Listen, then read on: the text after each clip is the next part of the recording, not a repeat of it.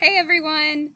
I'd like to share some tips for cooking for picky eaters, whether that is your kids or maybe your significant other doesn't think a meal is a meal without meat. I've got a few tips for you. Bottom line, you want to start slow and progress slowly, depending on how adventurous their palates are. And you also want to lead by example. Tips for kids, and these kind of apply to your significant other as well. Number one, like I just said, be a good role model. So first and foremost, you're only going to get your kids to eat vegetables if you yourself eats vegetables. I think this is the biggest tip there is. If you don't eat well, your kids are not going to eat well. Your significant other's not going to eat well. Second tip, get a grip on snacking. Seriously, guys. I used to feel bad when my kid was hungry in between meals, and so I'd let him snack. Then he would not eat vegetables and the whole meal at that if they can snack. Kids also know that if they're allowed to snack, if they don't eat their dinner, you'll probably let them have another snack in about an hour.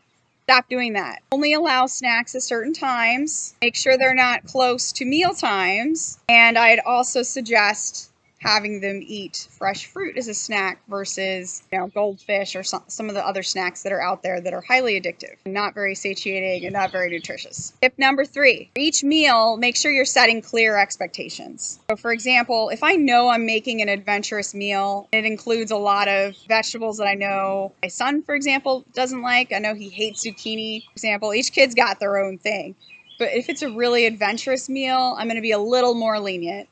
And I'll usually say, pick one of the vegetables in there to eat. I don't care if you pick around the other vegetable. I just want you to try it. Usually that is the minimum requirement, is I want you to try it. If it's not so adventurous and I've seen them eat that particular vegetable before, or fruit, or what have you, I'm going to push them just a little farther. Now, I know my son will eat the zucchini. He just likes to, give me an act about it. At this point, I just don't give him that much, and I make him eat the zucchini. I'm not too much of a authoritarian, but if I know they'll eat it, and I've been presenting it to them different ways, and I've seen them eat it, I'm going to deal with a little bit less BS when it comes to not wanting to eat certain vegetable on their plate. But, if you decided to make something super adventurous and, your kid is still trying things, just starting to incorporate more nutritious foods, more variety of vegetables, and in that case, my rule would more be try it, please. That's all I'm asking. Just try it.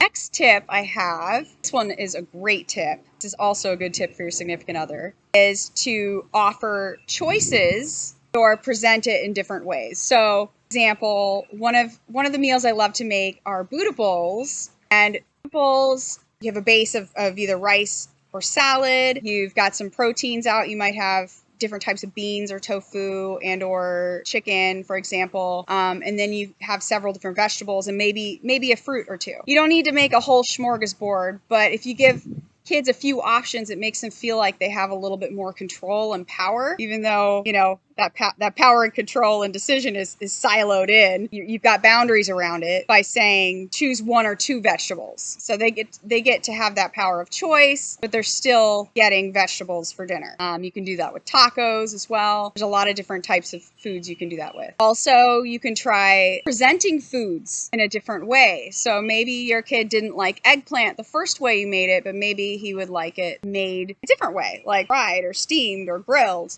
A lot of kids will eat things if they look fun. Maybe you cut it into the shape of a flower if you have time for that. I know most of us don't, but you just have to get creative. And with a significant other, again, just like kids, they don't want to be told what to do. They don't want to be told how to eat. And the more you try to push something on them, the more they're going to dig their heels in the ground and say, no, I am not trying that. I am not going to eat that. But you don't want to do that. You want to introduce things slowly. And if you, for example, are wanting to eat meat alternatives, for example, like maybe you're trying to eat a more meatless diet, but your husband, for example, is like, that's not a meal if there's no brisket, or whatever. You can make a little bit of both sometimes, if you're up for it. And I can tell you that he or she will start to feel bad that you're making two different things. And after a while of trying the food that you're making, they might just say, hey, I'm okay with having the tofu tonight. Also, you can suggest, let me make this meal that I want to make tonight, and